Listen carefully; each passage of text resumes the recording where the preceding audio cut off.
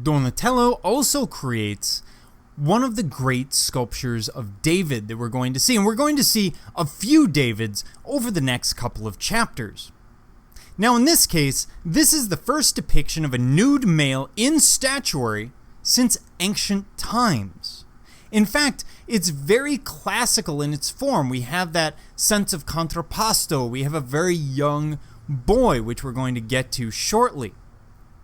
And the exact date is unknown, but the bronze was probably cast between 1440 and 1460.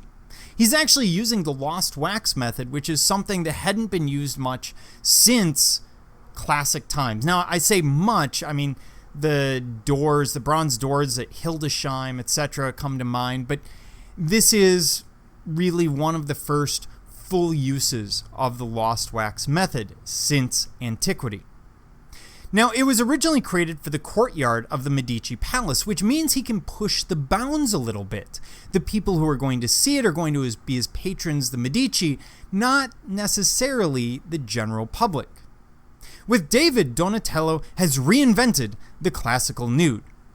The subject itself, the David, suggests that the Medici identified themselves with David and felt responsible for the prosperity and freedom of Florence. The classical pose also appealed to the Medici ideas of humanism, getting back to those ideas of the Greeks and the Romans. So, what are we looking at? First of all, we see a sculpture with a great deal of contrapposto.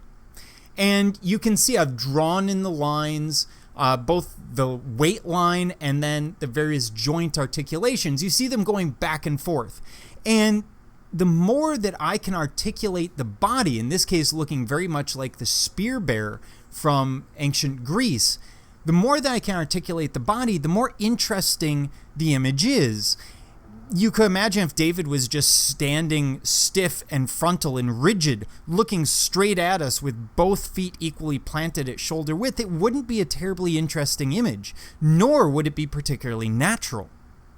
The sensual beauty and proportions really make the work stand out. Now let's look at a few elements of the work. First of all, when we look at David here, what you're seeing is David having been victorious. He has already won the battle. How do we know? Well, he's standing on Goliath's head. That kind of gives it away. If you're standing on the heads of your enemy, then you're probably victorious. And you see a wreath around the bottom of the sculpture. The wreath is a wreath of victory. It tells us again that he is victorious. Along the helmet of the Philistine Goliath, we see an image showing just how tough he is, showing his warlike capabilities.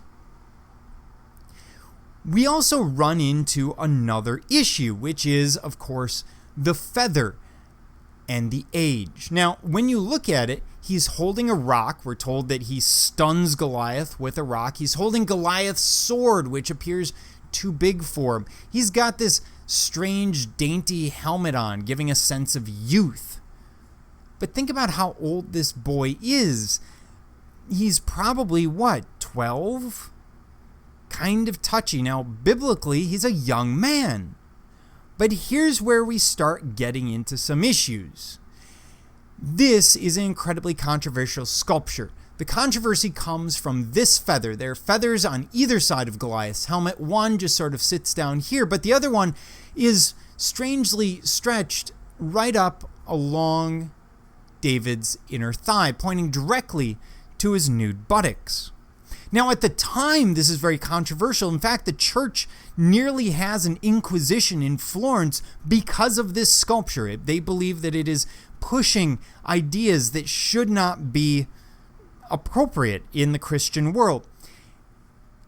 Now, even today, this piece is controversial for much the same reason, although today we tend to look at the age of the boy as much as the eroticism of the feather. Now, Donatello is intentionally pushing social boundaries here with his provocative pose and his use of nudity. That is, his combination of a lack of clothing and the presence of boots and a hat. And this is in order to challenge his viewer. The fact that he revived the lost wax bronze technique was also innovative for the time and enhanced the sensuality of his surface texture. After all, it takes on the texture of almost young human skin.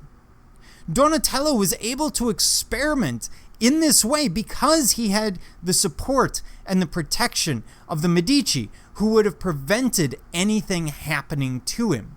So he can push those bounds. He can be controversial. And you say, well, why is he being so controversial? That's ridiculous. But let me remind you that later in this class, we're going to look at a lot of controversial pieces that are still controversial today. And usually it's because artists are pushing bounds. In the moment, in the time, people would have seen this as controversial, but very quickly, within a generation, they would have seen this as passé, as, well, yep, that's a great sculpture by Donatello. Let's move on to the next great controversy. And of course, this is very much how the world works today. We do the same thing. The controversy of yesterday is passé tomorrow. So keep that in mind. Keep context in mind when you look at these pieces.